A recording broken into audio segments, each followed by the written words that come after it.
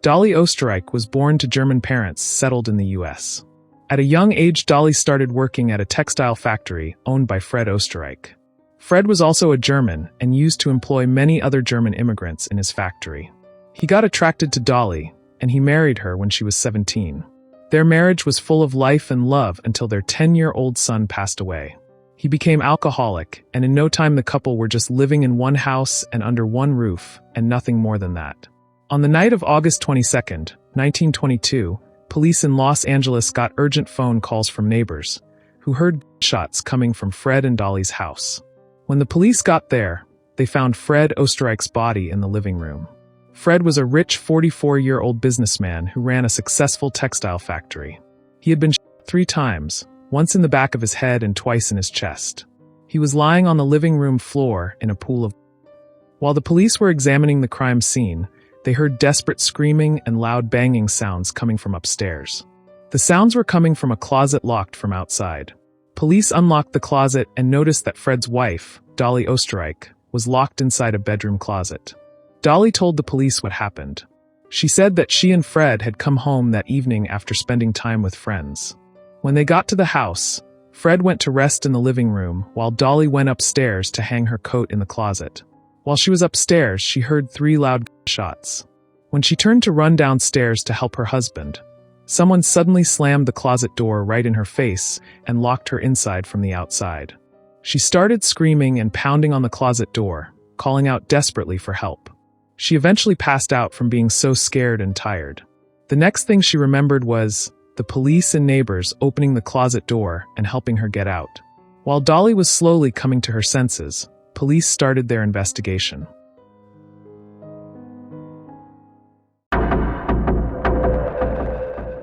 When police started looking at the crime scene, they found several weird things. It seemed like a normal robbery at first. Police figured out what was stolen. The items stolen were Fred's expensive diamond pocket watch that had 8-sided dial and the cash. There were lots of expensive things all over the house, but the robbers only took items that Fred was carrying with him. This was very strange. Nobody saw anyone go into or leave the Oesterreich house around the time the crime took place. What really confused the police was this.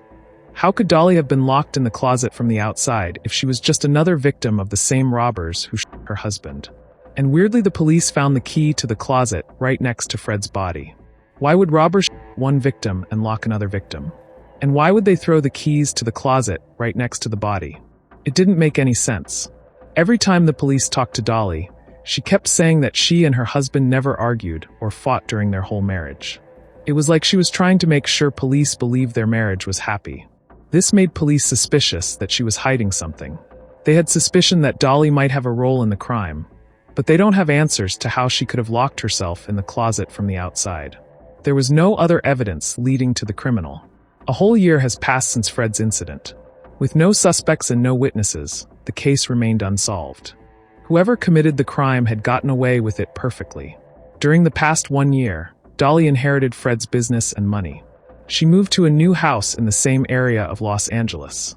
She started dating several men at the same time. One of these men was Herman Shapiro, her lawyer who was helping her manage Fred's business and inheritance money. While Dolly was involved with Herman, she also started a relationship with a businessman named Roy Klum.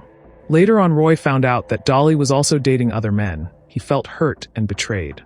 In order to seek revenge, Roy called the police to tell them something he knew about Dolly. This new information was about to change the whole investigation.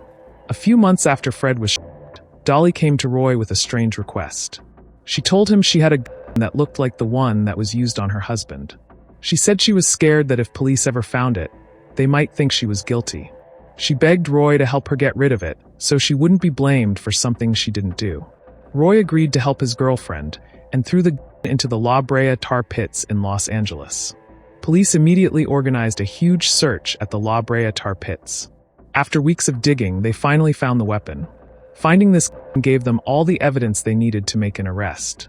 On July 12, 1923, almost 11 months after Fred passed away, Dolly was arrested.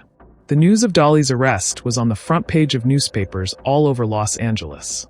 The day these headlines came out, police got more evidence from someone else. This time it was Dolly's neighbor who came forward.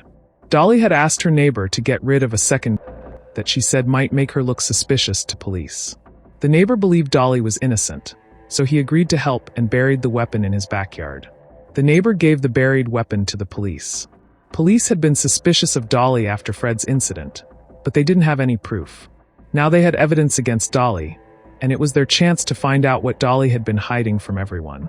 However, both had been buried for almost a full year. When they examined the evidence, they found the weapons were too rusty and damaged to tell if they were used on Fred that night. Police could only confirm that the weapon used on Fred and the they found were both .25 caliber. But they couldn't definitely prove these were the actual weapons used on Fred. And Dolly didn't admit to anything.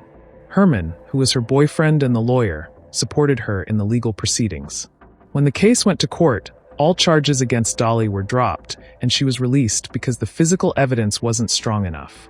Dolly continued her relationship with Herman. He even moved into Dolly's house, and they lived together for several more years after she was released. In 1930, Herman discovered that Dolly was cheating on him with another man. He was angry at her and decided to go to the police and tell them everything he had kept secret for years. He told police that after Fred, Dolly got involved with Herman. During their relationship, Dolly gave him a diamond pocket watch. Herman immediately recognized it as the unusual 8-sided gold watch that was stolen during the robbery. When Herman asked about it, she told him she had found it while moving from her old house to the new one. Herman had not revealed it to anyone because he was romantically involved with Dolly, and he didn't notice any trace of guilt in Dolly, so he thought she wasn't involved in any crime. Herman also told police some shocking details. In 1923, when Dolly was in jail, Herman was her lawyer. The trial went on for months, and one day Dolly made a strange request. She asked Herman to take groceries to her supposedly empty house, go to her bedroom closet, and tap the attic twice. She said her half-brother would come down from the attic to get the food. She also said her brother had severe anxiety and was hiding in the house because he couldn't handle being around other people. Herman was confused by this weird request. But Herman obliged his lover's request and took the groceries to Dolly's house and knocked on the attic twice. Police were shocked to hear what Herman was about to tell them. When Herman knocked twice on the attic, a man actually came down from the attic. His name was Otto Sanhuber. Otto felt so happy to see another person, and he shared all the details like how he got there and how he was related to Dolly. Otto explained that he wasn't Dolly's brother at all. He was her secret lover who had been living in her attic for 10 years. Otto continued to explain that, in 1913, he was only 17 years old and worked as a sewing machine repairman in Fred's textile factory. Dolly was 33 years old back then. One day Dolly called Fred saying her sewing machine was broken and she needed help. Fred sent Otto to help Dolly. That's how they met for the first time. While Otto was fixing the sewing machine, Dolly lured him, and since then, they had been in a secret relationship. They used to meet often at a hotel or at Dolly's house when Fred wasn't home. But it was getting riskier because neighbors started noticing Otto and asked Dolly who he was. Dolly told them he was her half-brother. Dolly convinced Otto to quit his job and move secretly into their attic so they could continue their relationship without Fred knowing it. Every morning after Fred left for work, Otto would come down from the attic to spend time with Dolly. He helped her in the household chores and spent the remaining time with Dolly in the bed. Every evening before Fred came home, Otto would go back to his hiding place. Fred got suspicious about the missing food and sounds he heard over the years. But Dolly convinced him that she didn't notice anything missing and didn't hear any sounds. Dolly also tried to blame all his doubts on his drinking problem.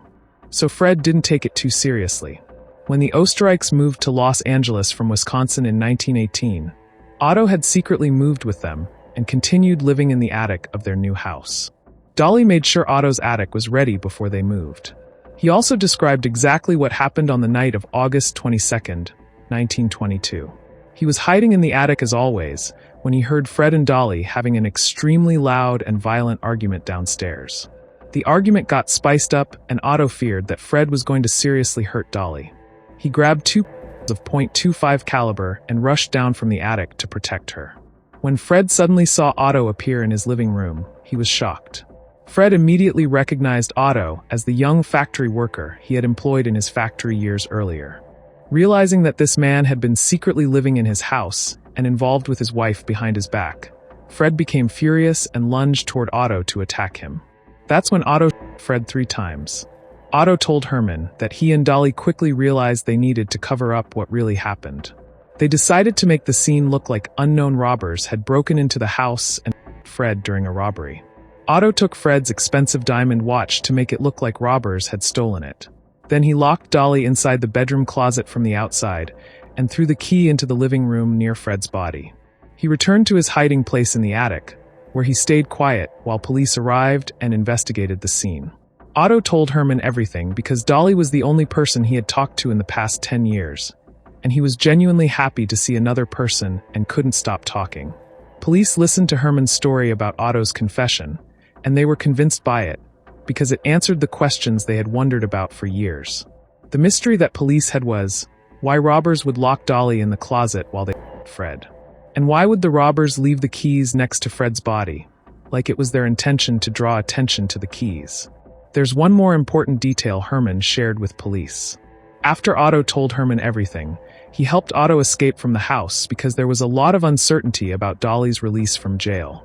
Police started looking for Otto. He flew to Canada when he left Dolly's house, changed his name, and got married. He then moved back to Los Angeles. That's when police arrested Otto and the case went to trial.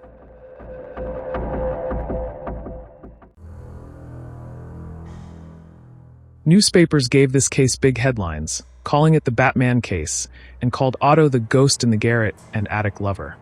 What happened at the trial will leave you in shock. The jury found Otto guilty of what he did to Fred, but he was set free because the statute of limitations expired, which means too much time had passed since the crime occurred. When it came to Dolly's trial, Dolly admitted that the robbery story was a lie. She also said that she had nothing to do with the crime and didn't help cover it up either. For some reason, the jury felt sorry for Dolly, and the trial had a hung jury, with majority jurors inclined towards acquittal of Dolly. This weird case ended with everyone involved walking away free.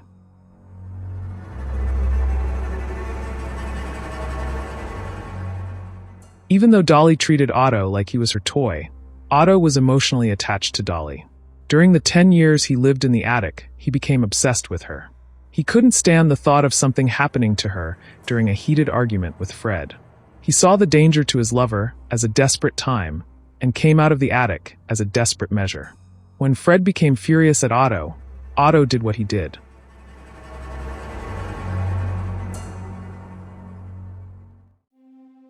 Fred Oesterreich should have trusted his gut feelings about the missing food and sounds he heard in his home instead of ignoring them as his imagination. Otto should have said no to Dolly's manipulative request to live in the attic and instead demanded that she choose between him and her husband.